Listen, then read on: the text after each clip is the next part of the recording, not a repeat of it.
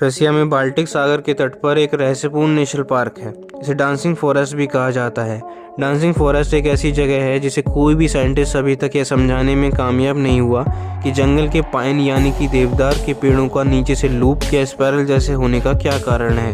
यह 60 के दशक की शुरुआत तक दिखाई नहीं देता था, जब उस क्षेत्र में रेत के टीलों को और ज़्यादा स्टेबल बनाने के लिए पाइन के पेड़ लगाए गए थे। एक थ्योरी के अनुसार यह अनस्टेबल सैंड है जिसने पेड़ों को इस तरह मोड़ दिया है, और कुछ दूसरी थ्योरी कहती हैं कि इसके पीछे तेज हवाओं या सुपरनेचुरल पावर्स का हाथ है। कुछ लोग कहते हैं कि जंगल एक ऐसी जगह है जहां पॉजिटिव और नेगेटिव एनर्जी पेड़ों को घुमा देती हैं। यहाँ के रहने वाले लोगों का मानना यह है कि अगर कोई व्यक्ति इन पेड़ों की रिंग की मदद से चढ़ता है तो उस व्यक्ति की उम्र 1 साल बढ़ जाती है। हम मिस्टीरियस पेड़ों की बात कर रहे हैं तो आपको यह जानकर हैरानी होगी कि पैरामाउंट इटली में एक जगह है जहाँ एक मलबरी यानी कि शहतूत के पेड़ पर एक चेरी का पेड़ उगा हुआ है। अजीब बात यह है कि दोनों पेड़ पूरी तरह से स्वस्थ हैं। अब चलते हैं सैटर्न यानी कि शनि ग्रह की तरफ। इसके नॉर्थ पोल पर एक लगातार तूफान बना हुआ है। इसकी शेप एक हेक्सागन की तरह है। यह शायद हवाओं की ढाल के कारण है। इस क्लाउड पैटर्न की लंबाई 9000 मील है, जो अर्थ के डायमीटर से लगभग 1200 मील लंबी है। इस हेक्सागन को कई वर्षों से देखा जा रहा है। इसकी रहस्यमय बात यह है कि यह अपना कलर बदलता रहता है। यह टर्कोइज यानी फ्रोजी रंग का हुआ करता था, लेकिन यह हाल ही में एक गोल्डन कलर में चेंज हो गया है। इसका कारण यह है कि मौसम बदलते ही पोल सनलाइट के संपर्क में आ जाता है। ओकवाइल वाशिंगटन में होने वाली अजीब बारिश का कोई भी सॉलिड साइंटिफिक एक्सप्लेनेशन नहीं है। नॉर्मल बारिश की बूंदों के बजाय यहाँ के लोगों ने ट्रांसपेरेंट जेली जैसी बूंदें आसमान से गिरती देखी। ये बूंदें लगभग 20 स्क्वायर माइल तक फैली हुई थीं, और जिन लोगों ने इन्हें छूने की कोशिश की उन्हें फ्लू जैसे सिम्टम्स का सामना करना पड़ा। जब बाद में इन पर रिसर्च की गई तो पाया गया कि इन बूंदों में ह्यूमन के वाइट ब्लड सेल्स थे, पर कोई न्यूक्लियस नहीं था। कुछ लोगों का मानना था कि बूंदें इवेपोरेटेड जेलीफिश थीं, जिनकी वजह से ऐसी बारिश हुई, और अन्य लोगों का मानना है कि यह वेस्ट है जो किसी कमर्शियल प्लेन का है।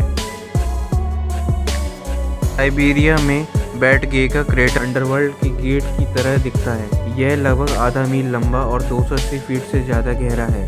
लेकिन अजीब बात यह है कि यह कभी बढ़ना बंद नहीं होता। जैसे जैसे यह गहरा होता जा रहा है वैसे वैसे ज़्यादा अंडरग्राउंड लेयर्स को एक्सपोज करता जा रहा है। यह लेयर्स दिखाती हैं कि हज़ारों साल पहले हमारा ग्रह कैसे दिखता था। कुछ थ्योरीज के अनुसार यह गड्ढा क्लाइमेट चेंज होने के कारण 60 के दशक में दिखाई दिया, और यह सब तेज़ी से जंगलों को काटने के साथ शुरू हुआ था। पेड़ अब ज़मीन पर छाया नहीं डाल पाते, जिसके कारण यह गर्म होता जा रहा है, और परमाफ्रॉस्ट मेल्ट होती जा रही है, जिसके कारण यह क्रेटर बन गया है। टाउस न्यू मैक्सिको में धड़कते हुए शोर ने 1990 के दशक से वहां रहने वाले लोगों को परेशान करके रख दिया है। इन आवाज़ों को ह्यूम्स कहा जाता है। लो फ्रीक्वेंसी वाले ह्यूम्स लोगों को ठीक से सोने भी नहीं देते, जिसकी वजह से उनकी एनर्जी कम होती जा रही है। साइंटिस्टों ने ये जानने की कोशिश की कि वे ह्यूम्स कहाँ से प्रोड्यूस होते हैं, पर अभी तक वे इसका पता नहीं लगा पाए हैं। ह्यूम्स के अलग अलग रूप यूके, ऑस्ट्रेलिया, कनाडा और अमेरिका के एरियाज़ में भी सुने गए। एक थ्योरी के अनुसार ये माना जाता है कि पूरी दुनिया की लगभग 2% पॉपुलेशन ही इसे सुन सकती है। ह्यूम्स को टेक्निकल डिवाइस के ऑडिटरी सिस्टम और यहाँ तक कि जानवरों की कई गड़बड़ियों के लिए भी दोषी ठहराया गया है। वेस्ट सिएटल हम्स को टोडफिश का दोषी ठहराया गया है। फेरी रिंग्स को एल्फ रिंग या पिक्सी रिंग भी कहा जाता है। ये मशरूम के मिस्टीरियस रिंग्स होते हैं जो घास के मैदानों और फॉरेस्ट एरियाज में दिखाई देते हैं। साइंटिस्टों के बीच इस बात पर बहुत बहस हुई कि ये मशरूम परफेक्ट सर्कल कैसे बनाते हैं। कुछ अंधविश्वासियों ने दावा किया कि फेरी डांस यानी कि परियों के डांस करने से ग्राउंड जल जाता है, जिसकी वजह से मशरूम बहुत तेज़ी से ग्रो होता है। कोस्टा रिका में लगभग 300 गोलाकार यानी कि स्फेरिकल शेप की पत्थर की गेंदें हैं। यहाँ के रहने वाले लोग इन्हें लास बोलास कहते हैं, जिसका इंग्लिश में मतलब होता है बॉल्स। अजीब बात यह है कि इनकी शेप बिल्कुल सर्कुलर है। इनमें से कुछ का वजन 16 टन तक होता है। ये बॉल्स अलग अलग मटेरियल से बनी होती हैं, जैसे लाइमस्टोन, गैब्रियल और सैंडस्टोन।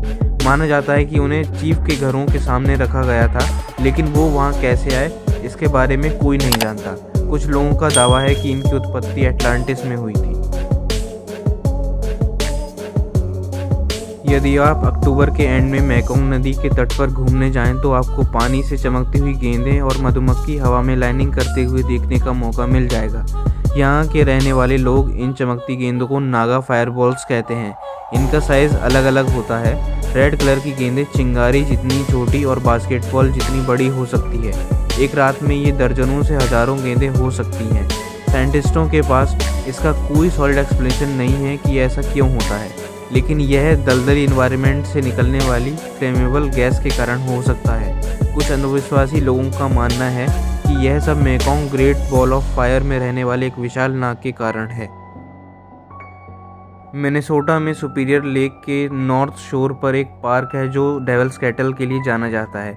यह एक वाटरफॉल यानी कि एक झरना है जो 2 पार्ट्स में बटा हुआ है।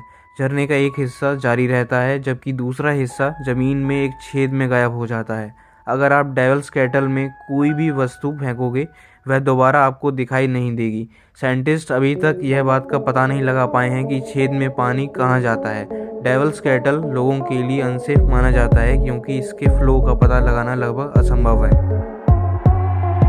अब मैं आपको जिस फिश के बारे में बताने वाला हूँ उसके बारे में आपने शायद ही सुना होगा। यह मछली अपने अजीब मेटिंग प्रोसेस के लिए जानी जाती है। इसका नाम है ग्रीनियन फिश। मादा यानी कि फीमेल पानी से बाहर निकलती है और किनारे पर चढ़ती है। इसके बाद वह अपनी पूंछ से रेत को खोदकर उसमें अंडे देती है।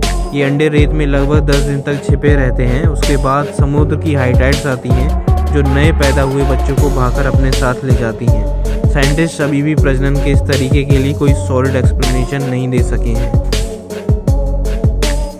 तो लोग मिड नॉर्वे में हेस्डरन वैली के ऊपर रहते हैं। वे अक्सर आकाश में सफ़ेद, पीले और लाल क्रॉस की तैरती रोशनी देख सकते हैं। लाइट दिन और रात दोनों में दिखाई देती है।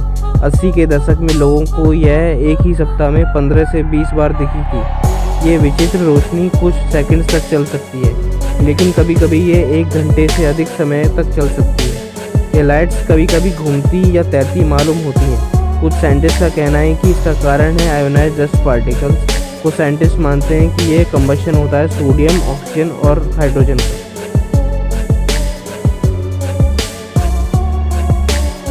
येलोस्टोन पार्क में एक फेमस बॉइलिंग लेक है, लेकिन यह उबलते पानी का दुनिया का एकमात्र स्थान नहीं है। अमेज़न के जंगलों में एक गहरी 4 मील की शनैत तिम्पिश्का नदी है जो हमेशा गर्म रहती है। इसके नाम का मतलब होता है बॉइल्ड बाय द सन। इसका टेम्परेचर 196 डिग्री फ़ारेनहाइट तक पहुंच सकता है, जिस पर आसानी से पास्ता पकाया जा सकता है। इसका सबसे कम टेम्परेचर लगभग 113 डिग्री है। इस नदी को साइंटिफिक वे में नहीं समझाया जा सकता क्योंकि पानी को इस तरह के टेम्परेचर तक पहुंचने के लिए वोल्केनो का पास में होना ज़रूरी होता है, जबकि इसके सबसे पास जो वोल्केनो है वो लगभग 400 मील की दूरी पर है। वेस्टर्न वेनेजुएला में कैटाटम्बो रिवर के पास रहने वाले लोग बिजली गिरने से डरते नहीं क्योंकि वे इसे लगभग हर रात देखते हैं। ये लगभग 7 बजे शुरू होता है और शाम तक जारी रहता है। ये एवरलास्टिंग लाइट्स एक बार रुकी थी जनवरी से मार्च 2010 के कुछ महीनों में। ये शायद ड्राउट यानी सूखा पड़ने के कारण या शायद चार्ज खत्म होने के कारण हुआ था। 1991 में एक साइंटिस्ट ने यह बताया था कि यह घटना कोल्ड और वार्म एयर करंट यानी कि ठंडी और तेज गर्म हवाओं के मिलने से होता है। दूसरी थ्योरी की माने तो इस क्षेत्र में बिजली इसलिए गिरती है क्योंकि यहाँ की बेडरॉक्स में यूरेनियम प्रेजेंट होता है।